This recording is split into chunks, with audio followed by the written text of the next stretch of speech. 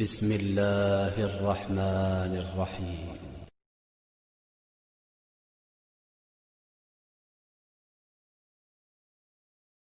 وعدہ اللہ کا ان تنصر اللہ ینصرکم اللہ، اگر تم اللہ کی مدد کرو گے اللہ تمہاری مدد کرے گا۔ کس طرح ہم جانتے ہیں، جنگ بدر تھی، ایک جانب 313 کا لشکر تھا اور دوسری جانب 1000 کا۔ وہ جو 3 برابر یا 2 برابر لشکر تھا، 1000 کا لشکر، وہ اللہ کی مدد کے لیے نہیں تھا، وہ حزب الشیطان تھا۔ 313 نے جب اللہ کی مدد کی تو اللہ نے ان کی مدد کی اور ان کو غلبہ دیا، ان کو جیت دی، ان کو فتح و نصرت دی۔ حضرت موسیٰ نہتے تھے، ان کے جو چاہنے والے اور تابعین اور ان کے ساتھی تھے، ان کے پاؤں میں چپل نہ تھی۔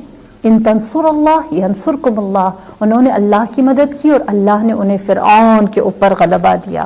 سید الشہداء کی ذات، نصرت خدا کی بہترین جیتا جاگتا ایسا وجود ہے، ایسی ہستی ہے، ایسی مثال ہے کہ وہ اللہ کی سب سے تنہا مظلوم نصرت تھی اور اللہ نے اسے سب سے طاقتور تحریک بنا کر تا قیام قیامت زندہ رکھا۔ اور میرے مولا نے فرمایا کہ ان الحسین حرارت فی قلوب المؤمنین لا تبرد ابدا، اس حسین کو ہم نے صاحبان ایمان کے دلوں میں ایسی حرارت بنا کر رکھا ہے جو ہمیشہ زندہ رہے گی۔ لہٰذا اللہ کی آپ مدد کریں گے تو اللہ آپ کی مدد کرے گا، یہ اللہ کا وعدہ ہے۔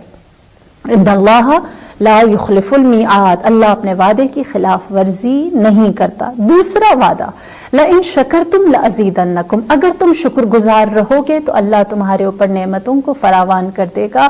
آپ نے بارہا صبر ایوب کا تذکرہ سنا ہوگا۔ حضرت ایوب صبر کی اس آزمائش سے نکل کر کیسے اللہ کے نزدیک سرخرو ہوئے، ایک نعمت کے بعد دوسری نعمت حضرت ایوب علیہ السلام سے دور ہوتی چلی گئی، اور حضرت ایوب جواب میں کس طرح صبر کرتے تھے؟ جو نعمت موجود تھی اس کا شکر کرتے تھے۔ اولاد گئی تو صالح زوجہ پر شکر کیا، مال و دولت گئی تو آپ نے اپنی صحت و تندرستی پر شکر کیا، جب آپ کی صحت چلی گئی تو آپ نے اپنے ایمان کی دولت پر شکر کیا، جب آپ کے اوپر لوگوں نے تانا تشنی کی تو آپ نے اللہ جیسے مالک کے ہونے پر شکر کیا۔ اللہ نے جواب میں کہا کہ تمہارے تسلسل سے اس شکر کے بدلے میں ہم تمہارے اوپر اپنی نعمات کی فراوانی رکھیں گے، اور اسی لیے اللہ نے حضرت ایوب کو صبر کے ساتھ شکر کی بدولت پہلے سے 10 گنا زیادہ نعمات سے نوازا۔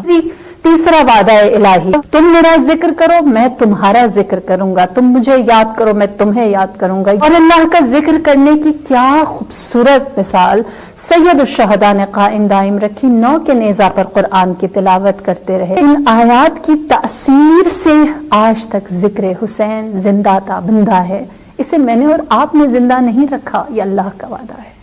اللہ کا چوتھا وعدہ ہے، ان احسنتم احسنتم لانفسکم، اگر تم کچھ نیکی کچھ اچھا کرو گے تو تم وہ نیکی کسی اور کے لیے نہیں اپنے لیے اچھا کرو گے۔ جو اللہ کی خوشی کا ایلیمنٹ اگر ایک مسکراہٹ یا ایک نظر کے اندر بھی کیوں نہ ہو، اللہ اس کو انسان کے لیے محفوظ کر لیتا ہے۔ کیوں؟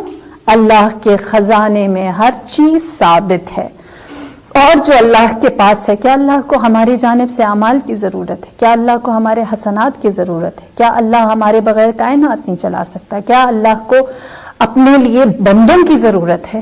وہ ان ساری چیزوں سے بے نیاز ہے۔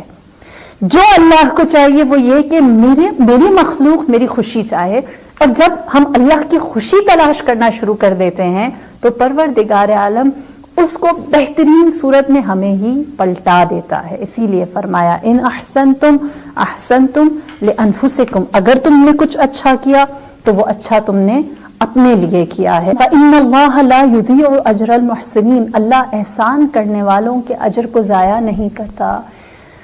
ہم میں سے اکثر لوگ نیکی کر کے یہ سوچتے ہیں کہ ہم نے نیکی کی اور اپنے ہی پاؤں پر کلہاڑی مار دی۔ کیوں؟ کیونکہ جس کے ساتھ نیکی کی اس نے تو اس کو اکنالج ہی نہیں کیا، یا اس پہ کوئی اچھا اثر ہی نہیں ہوا۔ امام زین العابدین علیہ الصلوۃ والسلام کا وہ فرمان یاد آتا ہے جس میں آپ فرماتے ہیں کہ جو مانگنے والا ہے اس کے ساتھ جب نیکی کرو، اس کو عطا کرو، تو یہ سوچ کر نہ کرو کہ تم اس کی ضرورت کو پورا کر رہے، یہ سوچ کر کرو کہ وہ ایک نعمت ہے جو تمہارے فانی مال کو باقی بنا رہا ہے، فنا ہو جانے والے مال کو ہمیشہ رکھ رہا ہے۔ وہ اتنا بڑا کام کر رہا ہے کہ دنیا کا جو مال ہے اس کو آخرت تک پہنچا رہا ہے، تمہارے لیے برزخ کا سامان فراہم کر رہا ہے اور اس کی اجرت بھی نہیں لے رہا۔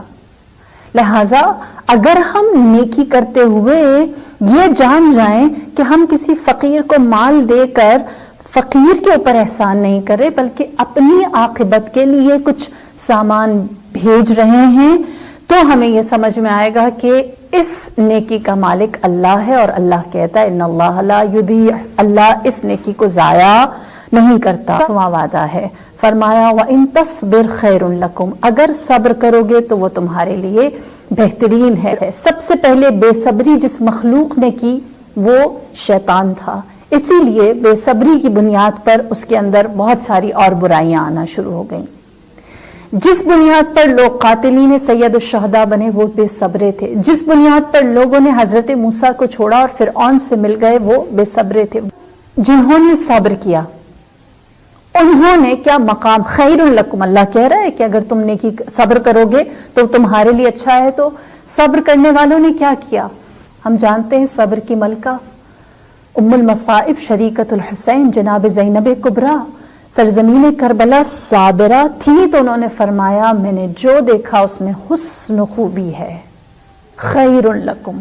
اور آج ہم اس جملے کو زندگی کے جتنے نئے نئے زاویہ ہم دیکھتے ہیں ہمیں وہ جملہ اور سمجھ میں آتا ہے۔ جو اللہ کا وعدہ ہے سب سے خوبصورت، وَمَن يَتَّقِ اللَّهَ يَجْعَل لَّهُ مَخْرَجًا، جو اللہ کے اوپر تقوی رکھے، اللہ پر ایمان رکھے، اللہ پر بھروسہ رکھے، اللہ کے لیے پرہیزگاری کرے، اللہ کے لیے رک جائے، اللہ اس کے لیے مخرج، اللہ اس کے لیے راستے کھولتا ہے۔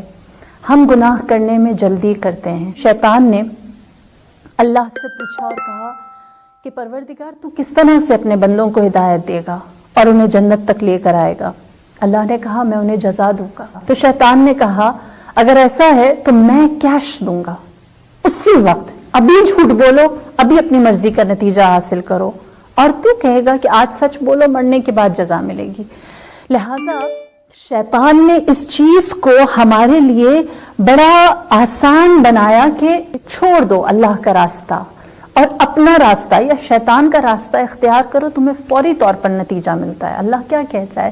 تم تقوی اختیار کرو، اللہ کے لیے چیزوں کو اپناؤ اور اللہ کے لیے چیزوں کو چھوڑ دو، پھر تمہارے لیے مخرج نکالنا، تمہارے لیے راستے نکالنا اللہ کا کام ہے۔ سید الشہداء کا وہ آخری خطاب جو آپ نے عمر ابن سعد سے کیا، یا اسے مذاکرات کہیں، کہ جس میں آپ نے عمر ابن سعد سے کہا کہ میرے خون سے اپنے ہاتھوں کو رنگین نہ کرو، یہ ایسا بار ہے، یہ ایسا بوجھ ہے گناہ کا جسے تم تحمل نہیں کر سکو گے۔ تو اس نے کہا میں ایسا کرنے پر مجبور ہوں۔ آپ نے فرمایا کیوں؟ تو اس نے کہا اگر میں آپ کا ساتھ دوں گا تو میرے بیوی بچے انہیں اسیر بنا کے لے جایا جائے گا۔ آپ نے فرمایا تمہارے گھر والوں کو میں اپنے اہل حرم میں شامل کرتا ہوں، میں ان کی کفالت کرتا ہوں۔ کہا اتنا نہیں، میرا اتنا اچھا کاروبار ہے، میری ساری جائیدادیں ضبط کر لی جائیں گی، میرا کاروبار لوٹ لیا جائے گا۔ آپ نے فرمایا کہ تمہاری جائیداد کے بدلے میں تمہیں باغ دیتا ہوں، اور تمہارے کاروبار میں جو سالانہ آمدنی تمہاری ہوتی تھی اتنی میں تمہیں دینے کے لیے تیار ہوں۔ اپنے آپ کو اس چنگل سے آزاد کرو، میرے خون سے اپنا ہاتھ رنگین نہ کرو۔ اس نے جواب میں کہا کہ اے حسین آپ نہیں جانتے کہ اگر میں آپ کے قتل میں شریک نہیں ہوں گا تو میرے سے رے کی حکومت لے لی جائے گی، اور اگر میں قتل میں شریک ہو جاؤں گا تو رے ایک جگہ کا نام ہے، مجھے وہاں کا گورنر بنا دیا جائے گا۔ میرے مولا نے سوال کیا اور کہا کیا مانتے ہو میں صادق اور امین کا فرزند ہوں؟ اس نے کہا مانتا ہوں۔